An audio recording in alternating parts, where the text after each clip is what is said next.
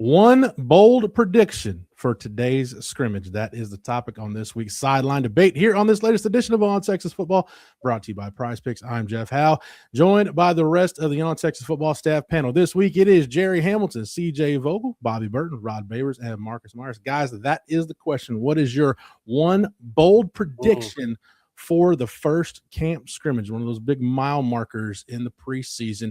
Jerry, you are closest to me, so I will start with you. What is your bold prediction that we will be talking about coming out of the scrimmage today? Texas dominated the scrimmage with the run game. Will Muschamp, welcome to town. Ian Jaffard, welcome to town. Raheem Biles, welcome to town. Cryer got ran all over. That's a bold prediction for the first scrimmage.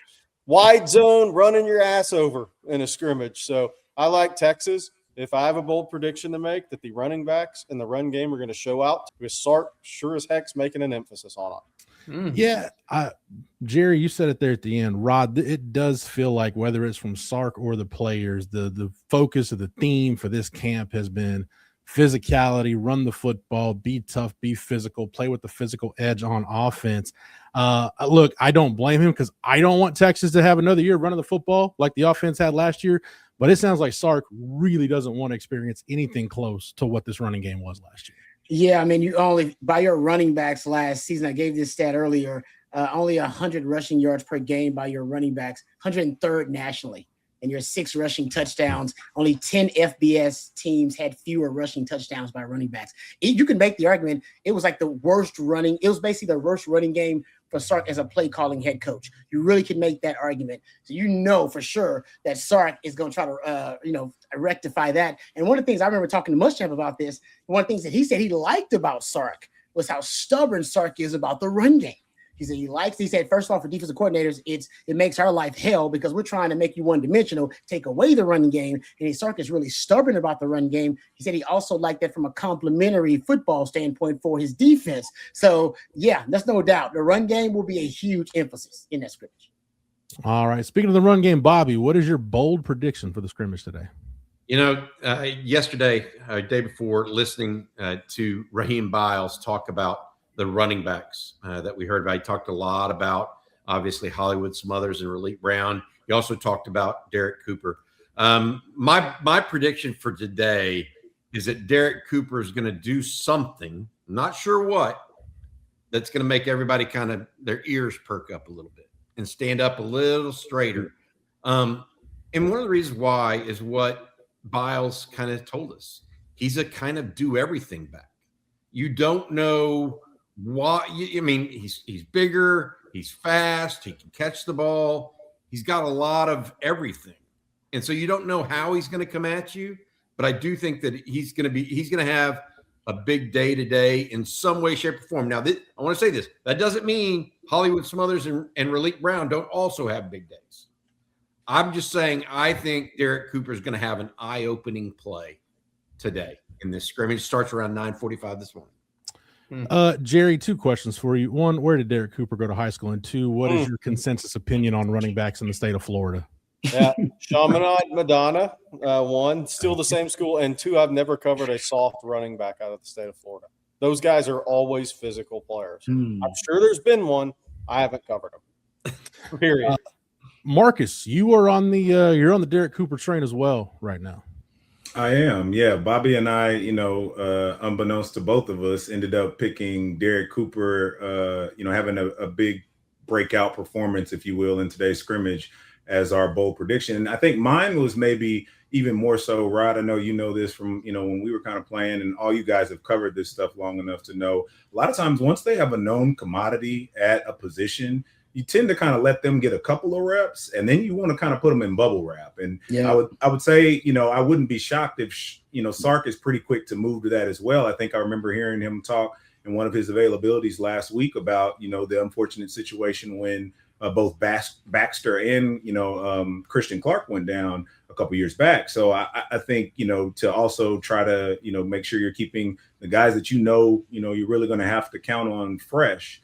I suspect, we'll see a pretty heavy dosage of Derek Cooper today. And so my prediction is pretty similar to Bobby's. He probably breaks off a long run, and then I also expect them to give him an opportunity, maybe a short yardage touch for a touchdown. So That's kind of the way I see it going today.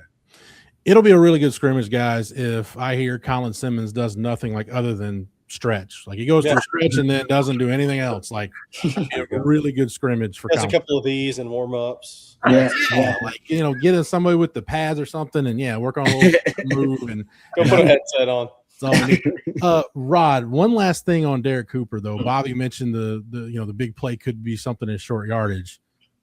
We hammer it home all the time, and the reason why I hammer home the short yardage thing, I need this team to develop a legit short yardage option. That way you can save Arch's, whatever package you've got for him in the quarterback run game. You can save that for when you really need it. You don't have to shouldn't be having to lean on him in short yardage against Texas State and UTSA. You should be using that against Ohio State and on down the road. Yeah, I mean, that's part of why you didn't have an identity really in the run game last year. Actually, Arch was your identity in the run game. He led you in 10 plus, 20 plus, 30 plus, 40 plus, 50 plus, and 60 plus yard runs. He either led you or tied for the lead in those runs, right? He was your most explosive runner, but also he was your fix a lot of the times in the red zone. Right, that +1 in the run game. And so I'm with you. You only want to be able to use him as kind of your secret sauce when you need something else. You need to find a running back who has kind of what Bobby mentioned, that violent twitch. Rojo had it. Bijan had it. Remember the Ohio State running backs when Texas played them a couple years ago? Was it Judkins? He had that. Some guys have that violent twitch, and it does make a difference in that short, compressed red zone area, especially on the goal line. And let's be honest, Sark talking about solving some of these issues that have held back and limited his team. Red zone and short yardage is right up there at the top of the list. Yeah. And that also is connected to the O-line. So you're not going to accomplish your ultimate goals this season unless you fix one of the issues that has become problematic throughout your tenure here, which is red zone and short yardage and the running back, the running game, all of that connected to that identity. All right, CJ, your big takeaway, your big bold prediction is on the defensive side of the ball. What do you got? Yeah, all this talk about the running game. My linebackers are going to win the day. I think there's going to be multiple forced takeaways from that linebacking position specifically. Now, how much of Raheem Biles do we see? I would have put him kind of in that conversation as a Colin Simmons. I hope we don't hear about him all too much other than stretching and some of these and all that. But look, I think that you have hungry players in that position, right? For Justin Cryer, it's holding on to that position. For Anthony Smith, it's, hey, I've been working with the second team. I need to go out there and play the style of football that coming out of 2025, folks were expecting me to be that guy in this Texas defense. And then again, I think Tyler Atkinson, a hungry guy, given a lot of the conversation about the young linebackers, has pivoted away from him. So for Rocky Cummings, Kosi Okpala, whether it's in the pass rush, whether it's just in the middle of the field, those guys have been names that we've heard consistently. I'm looking at that linebacking room as guys that are ready to prove something. And that's going to get a hand or two, a turnover or two on a ball this morning. That will not be butter. It will not be butter. It will not be butter. It will not. Hey, Marcus, real quick on the linebackers. I almost went with Kosi Okpala being that's my bold prediction, him being the scrimmage standout, because we reported it all week. Jerry's reported it. Just his versatility. He can play that overhang linebacker role. But his ability in coverage, that's going to get him on the field sooner rather than later, I would think. Yeah, absolutely. I mean, I think they've been pleasantly surprised in his ability to handle, the things that they've thrown at him to this point. By all accounts, he's, been able to show he's more than just a pass rusher. I think we talked about before when we were out there last week, I was really shocked at his wingspan, man. Like he's one of those guys that has those, long arms that, will certainly help him be able to shed blockers, but also in times in which he maybe is, trying to rush the passer, he can get his hands up and tip a ball or even give him some more range when he's in coverage. And so I think he has a really good skill set. And, to what we've discussed as well about just this defense being much more inviting for linebacker play and much more aggressive linebacker play.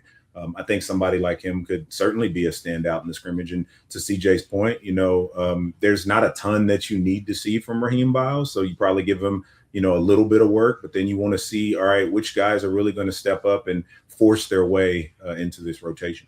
We're always looking for ways to make watching games a little more fun, and that's exactly why we love Prize Picks. It's America's #1 sports picks app, and honestly, it's as simple as it gets. For player picks, all you do is choose more or less on a few player stats, and then you lock in your lineup. But if you're someone who likes picking teams instead of individual players, Prize Picks has you covered there as well. You can now pick the winner, you can pick the spread or the total on games and even fights. And Prize Picks is available in most states, including California, Florida, and even right here in the great state of Texas. So chances are you can jump in today.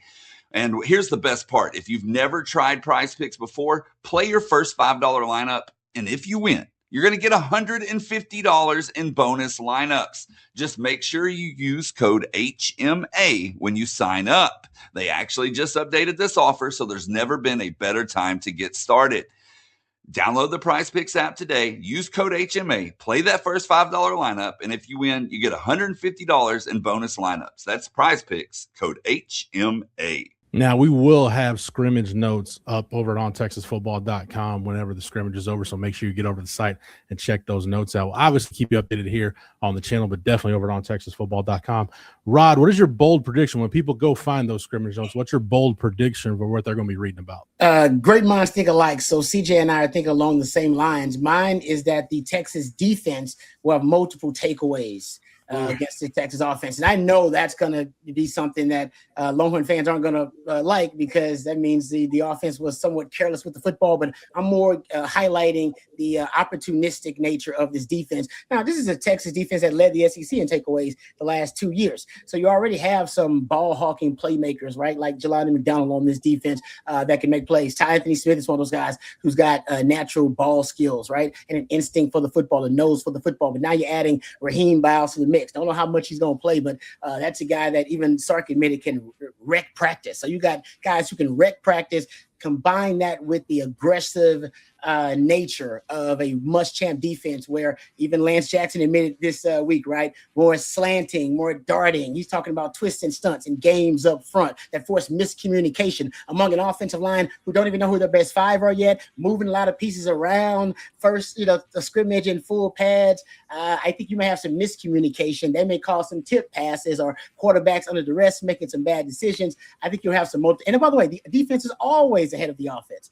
I mean, there are exceptions to the rule, but most of the time in the first scrimmage of the season, you know this, Marcus, defense is ahead of the offense because offense needs execution and timing and all these things to be working in rhythm. Defense, man, we just got to go make some blank happen. We got to go create some chaos out there, and that's what Muschamp defense is about, right? It's about aggression and creating disruption. I think they'll benefit a little bit from that with the offense still finding their form a little bit. They'll make some plays, but I think the defense will get some takeaways because we heard about Bo Masco being a guy that's been opportunistic so far in the offseason in spring practice. He's making plays on the ball. I think Cade Phillips has that ability as well. Grayson Wilters got that ability. So in the secondary, Jelani McDonald's one of your better ball hawks. I think you got ball hawks at every level. I think Texas makes a lot of plays in this first scrimmage. CJ, what would be the bigger red flag for you coming out of the scrimmage? A turnover-free scrimmage, or if the defense forces multiple turnovers? What's the bigger red flag for you? I think that's a great question because, look, if the defense does not force any turnovers, that tells me that Raheem Biles and Colin Simmons did not play a lot. Because with them on the field, I mean, it's just an innate, right? The talent that they bring, the havoc that they create, I think it just comes with the terror. I mean, that's what they do. That's what makes them so special. My biggest red flag would probably be a lot of turnovers from the offense. And I know that kind of contradicts my prediction of the linebackers having a good day, but a lot of what made Arch who he was in the second half of the year was ball protection. Right? Their running backs did not fumble. And I'm sure that's another point of emphasis going into this year. Yeah, Jerry, the thing about forcing the turnovers with Will Muschamp's defense, there's a little high risk, high reward in this defense. Even if they're not forcing turnovers, if I just hear that, hey, guys are in a position to make plays on the ball, or guys are, forcing the issue, trying to go for a strip or punch a ball out, that to me would at least say, hey, you're on the right track. It may not have gone your way, but at least you're on the right track to being able to potentially force turnovers. Yeah, I mean, like one of the things I heard in the spring that I still just come back to him every other day is Bo Masco had 48 pass breakups and 15 practices. That's such a wild number to me. That's crazy. Right? That means they kept trying the best guy, somebody who's very hard-headed. I don't know who was so hard-headed, but that's pretty hard-headed. But, yeah, I think that's the thing, Jeff. I want to hear, and this is different, I want to hear Cade Phillips had a really good day. Got his hand on a couple of footballs, because I think it's paramount that the corner opposite Bo Masco steps up for Texas. And they're just playing too many good quarterbacks, too many good wideouts, too much talent on the offensive side of the ball in the schedule. I think this Texas team, I think what Muschamp – I'll tell you the other thing, the hidden part about this aggressive defensive front is batted balls, which to me counts as the same thing as a pass breakup by a DB. Yep. Are we going to see the defensive line get their hands on more footballs this year? Ian Jafar could almost fall into a football, right? Somebody could push him and he could do this and bat a pass. But Lance Jackson, Zena with those long arms, are we going to see more batted balls at the line of scrimmage, which is a different sort of PBU? Yeah. For my bold prediction for the scrimmage, I thought about going something kicking game related, but I need to make sure Jerry's blood pressure stays regulated before we get to September 5th. So I'm going to avoid talking about the kicking game. I do think, Bobby, this is my bold prediction. I'm going to the offense. I think Nick Townsend is the star of the scrimmage. That's my prediction. If you want if this offense does have physicality in the run game, if they are taking the fight to the defense, then he's going to be at the forefront. And if he makes a couple of catches, I just wonder in a situation like this, if Nick Townsend makes a couple of really big catches, maybe scores a touchdown, what that would do for his confidence going forward to have a really big scrimmage. So because I think he could be such a weapon for this offense, I'm going that Nick Townsend is the offensive MVP of the scrimmage. I like nice. That's out there. I like it. I'll just add to this. Another thing that we're missing a little bit here when we make these bold predictions, Rod and Marcus talked about it. Guys that have proven themselves, they get 3 series, 4 or 5 series, and then they're a little bit on the sideline. Nick Townsend is not going to be one of those guys. He's going to play a long time in the scrimmage, so he's going to get more opportunities, right? Yep. And if they can, Rod uses the term weaponize all the time. How do you weaponize certain pieces of your offense? If they can find a way to weaponize the tight end among everything they have on offense, I mean, good Lord. I mean, what else do you want? What else do you want? Got 3 receivers that are all upperclassmen, by the way. They're not young guys. They're all experienced guys. You've got 2 all-conference running backs. You've got a tight end from Michigan State you think is going to be one of the better blockers in the country. And you got Arch Manning. I mean, pure butter. I mean, what else? It better be. I'll say this. I think we all missed one key thing. This is going to feel like a real football game, and the real ballers step up. Jermaine Bishop's probably going to do something special. Yeah. That's not bold prediction, though. No, it's not. You're right. This is going to be the closest thing he's had to a game since the spring showcase. Yeah. Jerry's telling us the sun will rise tomorrow. And Grayson Littleton drew a flag.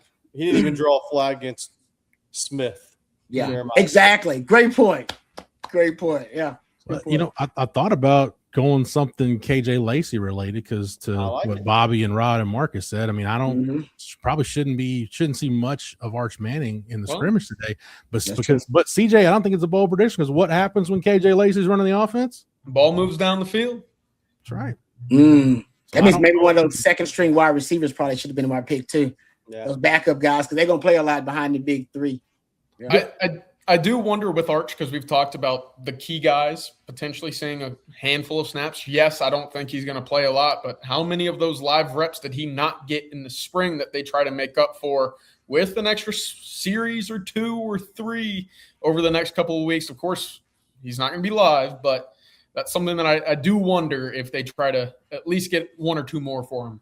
I agree. And if anybody hits him, they're going to be kicked off the team anyway. Yeah. And Marcus, I'll let you get the last word here because everything we're talking about, if we hear about big performers, it's going to be those guys further down the depth chart because whether you're a 2 fighting to get, 1-ish reps or a 3 trying to get with the 2s, right. You're running out of opportunities to make an impression because at some point this staff has to go get ready to play a football game. Yeah, and that's going to come sooner rather than later, right? I mean, to Sark's point the other day, he's going to really start kind of settling on some things following this scrimmage, and I think what quickly follows that is game prep, right? You may not he may not admit it publicly. None of the players may even fully know. Rod, you know this. There's been times where we've had coaches have you working on stuff and they didn't explicitly tell you who it was for. But by the time game week got there, it was like, wait a minute, I've already seen this, right? So pretty fast here. They're going to shift over into, all right, who are the guys that, we're going to battle with? Who are the guys that are going to get on the plane for these road trips? Because they're not taking everybody, right? And that, kind of circle of trust, we usually talk about that within just the wide receiver room. I think that expands to the team in general of, all right, who are the key guys that we know we can count on? And those other reps are going to start, becoming limited pretty fast. As of today, 21 days until kickoff. And hey, how about this video? We got the best number 21 in the history of DBU on this video. So shout out to you, Rod Babers. Hey, by the way, we found out some brother. trivia. We found out some trivia on Friday afternoon live stream. Rod blocked punts in back-to-back games, Kansas and A&M. Ooh, okay. I didn't even remember that. That's how you know. Jerry had to tell me that. And I was like, for real? Nice. But we could see our bold prediction for this year. We're going to see Raheem Biles do that this season. I like that. Ooh, Linebackers. Okay. He's natural. He's a natural lad. He blocked 3 of them his freshman year. Led the nation. Yep. As long as it's Texas forcing the issue and making the play on special teams and not the play happening to Texas, then Yes. I'm all for There you whatever go. happens from that standpoint. All right, we'll see how it plays out in the scrimmage today. Those were our bold predictions, and don't forget we'll have scrimmage notes as soon as we can up over at ontexasfootball.com. Jerry, CJ, Bobby, Rod, Marcus, thank you guys for the time, the knowledge, the intel, the expertise, as always. Thank you to Matthew behind the scenes for producing it. Thank you to Prize Picks for sponsoring this edition of On Texas Football. If you're not a member over at ontexasfootball.com, now is the time to get over to the site and take advantage of our limited time offer for new members. $3 for your first 3 months of access over at ontexasfootball.com. If it's happening behind the burnt orange curtain, we're talking about it over at ontexasfootball.com. So do not hesitate. New members, again, $3 for your first 3 months of access at ontexasfootball.com, including scrimmage coverage today once it wraps up on campus. Make sure that you like this video. Make sure you're subscribed to the On Texas Football YouTube channel, and make sure you've got your notifications set so that way anytime we go live or drop a new video, you're not missing any of our Longhorn coverage or breaking news. For Jerry, for CJ, for Bobby, for Rod, for Marcus, for Matthew, for the entire On Texas Football staff, I'm Jeff Howe. Thank you so much for watching and listening, and until next time, welcome.